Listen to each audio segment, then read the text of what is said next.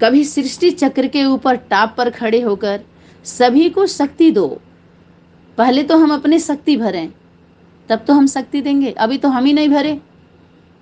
जब अपने भरपूर ही नहीं रहेंगे तो जो भिन्न भिन्न टाइटल मिले हैं उस पर हमें क्या है, स्मृति माने आ रहा है। समर्थी कब आएगी, जब स्मृति। स्मृति है नहीं, बस एक बार हाँ हम मास्टर सर्वशक्तिमान हो गया, ऐसे थोड़ी। वह रोज रोज भिन्न भिन्न टाइटल अनुभव करो। कभी नूरे रत्न बन बाप के नैनों में समाया हुआ हूँ, इस स्वरूप की अनुभूति करो। कभी मस्तक मणि बन, कभी तख्त नसीन बन।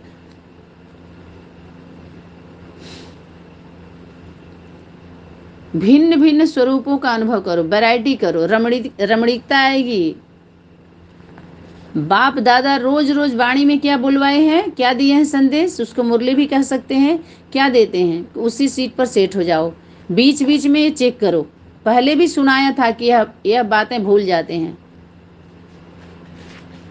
फिर सोचते हैं, उदास हो जाते हैं। आधा दिन तो ऐसे ही चला गया। नेचुरल अभ्यास कब होगा, जब बार बार हम अभ्यास करेंगे तो हमारा वो क्या बन जाता है, शक्ति। क्या बोली है, किसी की कमी कमजोरी को अगर हम वर्णन करते हैं, चलो बुद्धि में रखते हैं, बार बार विचार करते हैं, तो एक आयाम में वो आपका परफेक्ट होता जा, पकता जा रहा है। आपको पता है, एक तो कच्चा होता है और दूसरा वो जब बार बार कर रहे हैं तो पक रहा है। वाणी में भी आ गए और कर्मणा में भी आ गए, तो क्या हो गया, आपका पक गया वो। तो जब पक गया तो पच जाएगा ना, आपके पूरे रोम रोम में चला जाएगा ना। तो ये संस्कार ऐसा स्थान ले लेते हैं जो मेहनत करनी पड़ती है भगाने के लिए। जितना समय आप उसको धारण करने में लगा दिए, उससे कई गुना समय भगाने में लगेगा, उसको भुलाने में लगेगा। इसीलिए जल्दी हम इधर उधर कोई चीज़ हम लोग अटेंड नहीं करते थे। पता है आपको, कोई अगर खतरा रहेगा देश के ऊपर तो आप शादी ब्याह अटेंड कर पाएंगे, कोई प्रोग्राम अटेंड कर पाएंगे। पहले शक्ति इतना वैराग्य वृत्ति दे करके नहीं करवाती थी। हम लोग कहाँ कर पाते थे, कितने साल हो जाते थे हम कुछ अटेंड नहीं कर पाते। जब इमरजेंसी ड्यूटी लगती है तो ये सब छोटे मोटे फंक्शन नहीं हो पाता, उनके लिए नहीं होता है वो छोटे छोटे घर गृहस्थी वाले, जो गृहस्थी से जुड़े हुए लोग हैं, आप कोई के बड़ा अधिकारी अगर उसको मिल जाए, सेवा ड्यूटी मिल जाए तो कहाँ कर पाएगा वो। तो ये घर वालों को भी समझना चाहिए, उस पर सहयोग देना चाहिए, उसका आत्मबल मनोबल बढ़ाना चाहिए, न कि विकृतियाँ निकालना चाहिए, कमजोर बनाना चाहिए। ठीक है, क्योंकि ये सनातनी धारणा है, सनातनी सेवा है, सनातनी सब कुछ है, तो इसमें लेके चलना चाहिए। तो जब हम बार बार उसको लाते हैं तो क्या हो जाता है, अच्छी चीज़ें जब बार बार ले आओगे, जब बुरा चीज़ का ये रिजल्ट है, तो जब अच्छा चीज़ बार बार ले आएंगे तो ये हमारा नेचुरल नेचर बन जाएगा। यही शक्ति बोल रही है, लंबे समय से ये हो गया है ना बच्चे। तो अभी तक हम यथार्थ तरीके से उसको नहीं लाते थे, घोट के पीते नहीं थे। अभी घोट के पी लो इसको। जब पी लेंगे हम उसको तो वो हमारे अंदर चला गया ना, जैसे कुल्ला कर देते हैं। जब कुल्ला कर देते हैं तो पानी बाहर आ गया, लेकिन उसको पी लिए तो मल मूत्र होके निकलेगा ना। ऐसे ही शक्ति बोल रही है, उसको कर्मणा तक ले आओ, स्वरूप तक ला लोगे तो वो तुम्हारे रोम रोम में चला गया, नेचुरल हो जाएगा। फिर इन नेचुरल में लाने के लिए शक्ति बोल रही है ये कर लो पहले, तभी आप दूसरे को कर सकते हो। नहीं तो फिर उस समय याद करोगे शक्ति क्या बोली थी, ये ऐसे वैसे। तो प्रैक्टिकल कर लो पहले, फिर परफेक्ट हो जाओगे। जैसे डॉक्टर होता है तो डॉक्टरी पढ़ाई में जो नेचुरल पूर्व जन्म का डॉक्टर होता है वो जल्दी से डॉक्टरी डेवलप कर लेता है ना। कुछ होता है मेहनत कर करके बना है, प्रैक्टिस कर करके, तो एक जन्म का ही रहेगा और हमेशा चलता है, वो परफेक्ट होता है। हर जन्म में वो डॉक्टरी का ही सेवा करता है, पता है, स्पेशलिस्ट बन जाता है वो, क्योंकि कई जन्मों का उसके संस्कार है डॉक्टरी पेशे का, उसको पता नहीं है। तो स्पेशलिस्ट सब नहीं बनते, स्पेशल सब नहीं होते। कहते हैं इसके मामले में तो आप स्पेशल हो, और लोग स्पेशल हैं लेकिन स्पेशल उनको नहीं बोल सकते।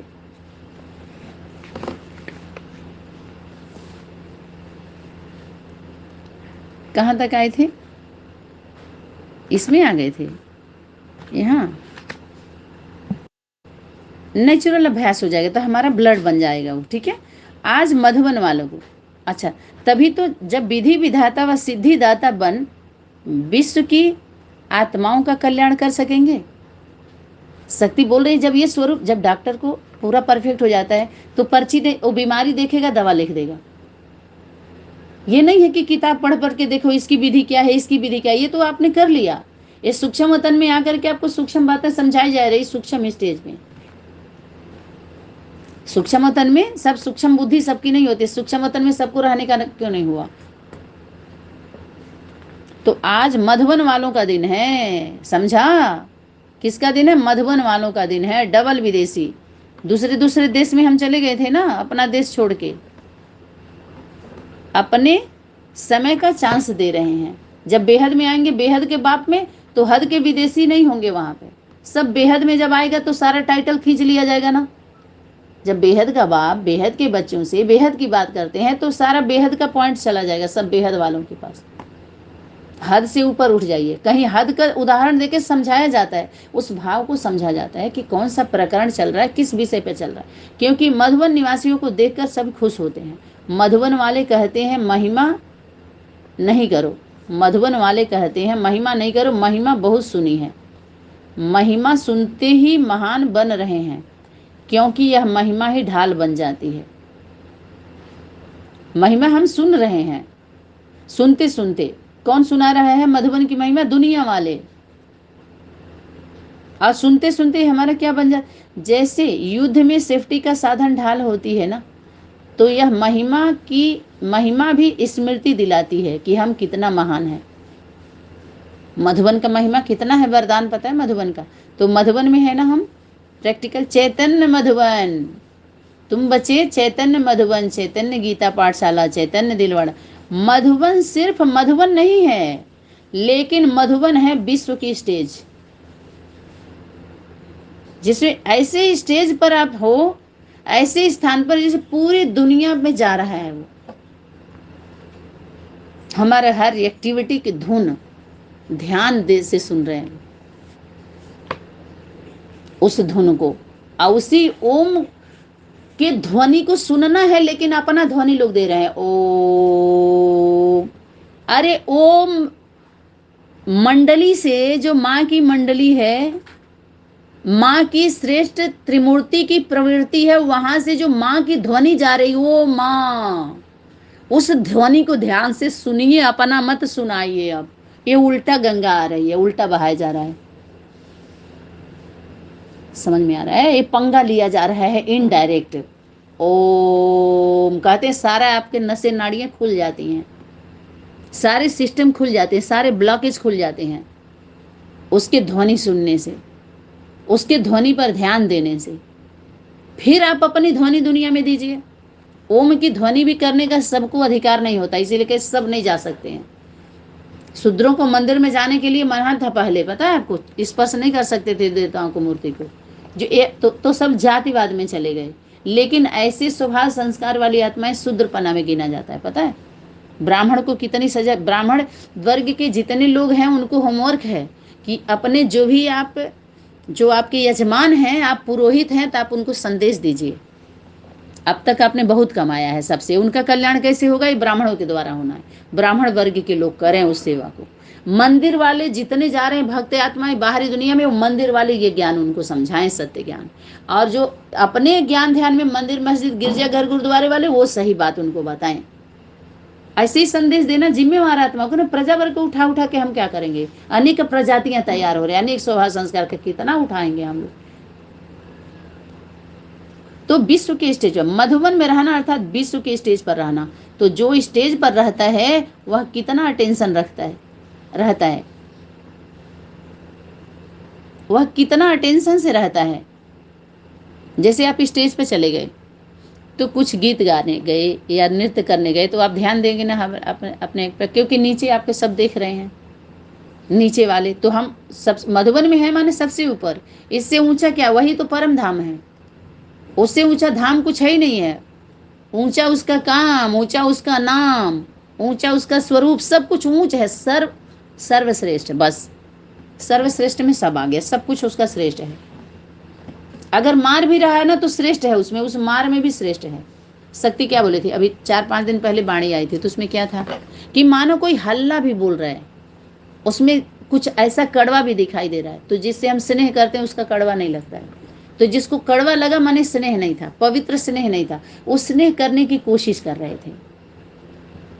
लंबा समय बीत जाए, अभी आप कोशिश ही करते रहिए, तो वहां से गाड़ी और आगे निकल जाएगी, तो आप छूट जाएंगे ना। रेल की पटरी दे दे के उदाहरण नहीं देते हैं ऐसे कि आप बैठे हैं इंतजार कर रहे हैं कि ऐसे ऐसे रहना, तो समय की गाड़ी तब तो आपको लेके जाएगी। साधारण रीति से कोई किसी स्थान पर रहता है तो इतना अटेंशन नहीं रहता, लेकिन जब स्टेज पर जाते हैं तो अटेंशन रहता है ना उनको। लेकिन जब स्टेज पर आएगा तो हर समय हर कर्म पर इतना ही अटेंशन होगा। तो मधुबन विश्व की स्टेज है, समझ में आया? मधुबन विश्व की मन माता पिता बाप दादा, बाप दादा जहाँ है चैतन्य मधुबन, जहाँ जहाँ ऐसी वैराग्य वृत्ति रहेगी वहीं वहीं पर बाप दादा जाएंगे। बाप दादा का स्वरूप या माता पिता का स्वरूप, बाप दादा, समझ में आया? वहीं वहीं जाएंगे ना जहाँ जहाँ चेतन। चारों ओर की नज़र मधुबन के ऊपर ही है, सबकी नज़र इन्हीं दोनों के ऊपर है। किसके ऊपर? माता पिता के ऊपर। ऐसे हिला दिए हैं सबको, अभी भी डर भय सबके अंदर है। अब वाणी तो चाह नहीं रही है तो मजबूत दिखाई दे रहे हैं लोग, सोच रहे हैं बस उतना ही 1108 से कुछ है नहीं, बस हो गया इनका खेल खत्म। क्योंकि मैंने बनाया था, मैं मान रहा था तो लोग मान रहे थे। ये मैं आया ना अशुद्ध मैं, और वाणी अपनी जा नहीं रही है, तो बस उतना ही समझ के रह गए लोग, समझे? ये अहंकार आ गया। वैसे भी सबका अटेंशन स्टेज की तरफ जाता है। तो मधुबन निवासी सदा विश्व के स्टेज पर स्थित हैं। साथ साथ मधुबन एक विचित्र गुम्बज है, और गुम्बज जो होते हैं उसका आवाज़ अपने तक आता है, लेकिन मधुबन ऐसा विचित्र गुम्बज है जो मधुबन का जरा सा आवाज़ विश्व तक चला जाता है। समझ में आया? थोड़ा सा भी बड़े लोग कहीं निकलते हैं तो पूरा मीडिया वाले देख लेते हैं ना। ऐसे ही यहाँ की हर ध्वनि के ऊपर सबका ध्यान है कि कौन सी ध्वनि आ रही है। एक साधारण कल का चला है, पता है आपको? देखे हैं कितने, देखिए कितनी गति से चल रही है, अभी थोड़ा थोड़ा चल रहा है, कितना ध्यान है। वो तो पुराना पुराना आ रहा है ना, इसलिए कोई ध्यान नहीं दे रहा उतना। नया डालने लगी तब देखिए, नया माल जा नहीं रहा है, पुराना माल जा रहा है, तो सब लोग जान रहे पुराना वाला ही आ रहा है। ये तो हम सुन चुके हैं। नया नहीं दिया जा रहा है ना, इसलिए उतना नहीं ध्यान जा रहा सबका, लेकिन ध्यान है। ऐसे स्थान पर शक्ति क्या क्या बोल रही है? जैसे आजकल के पुराने जमाने के कई ऐसे स्थान निशानी मात्र हैं, जो एक दीवार को अगर ऐसे हाथ लगाएंगे व आवाज़ करेंगे तो 10 दीवारों में आवाज़ आएगा और ऐसे ही सुनाई देगा। जैसे एक बार बोलते हैं hello hello hello hello hello hello hello hello, ऐसे जाता है ना, तो वैसे ही शक्ति बोल रही है कि जैसे होता है एक जगह तो कई जगह पे आवाज़ जाता है, तो ऐसे ही सुनाई देगा। जैसे इस दीवार को कोई हिला रहा है या आवाज़ कर रहा है। तो मधुबन ऐसा विचित्र गुम्बज है जो मधुबन का आवाज़ सिर्फ मधुबन तक नहीं रहता, लेकिन चारों ओर फैल जाता है। ऐसे फैलता है जो मधुबन में रहने वालों को पता भी नहीं होगा। यहाँ रहने वाले को पता नहीं चल रहा है, लेकिन विचित्रता है ना, उसका चित्र नहीं ले सकता है कोई। मधुबन का फोटो कोई खींच नहीं सकता। बताए ना, नेचुरल जो रियल सीन का साइंस वाले फोटो नहीं निकाल सकते, नहीं तो जीत नहीं पा जाते। इसलिए साइंस रचना है, रचता रचयिता नहीं है साइंस। साइलेंस का, साइलेंस माँ है, पवित्रता शक्ति माँ है। तो बाहर पहुंच जाता है, लेकिन यह विचित्रता है इसलिए बाहर पहुंच जाता है, यही विचित्र है। उसका चित्र कोई खींच नहीं सकता, विचित्र चित्र है उसका। इसलिए ऐसे नहीं समझो कि यहाँ की यहाँ देखा या यहाँ बोला, लेकिन विश्व तक आवाज हवा की रफ्तार से पहुंच जाता है, क्योंकि सबकी नजरों में बुद्धि में सदा मधुबन और मधुबन का बाप दादा ही रहता है।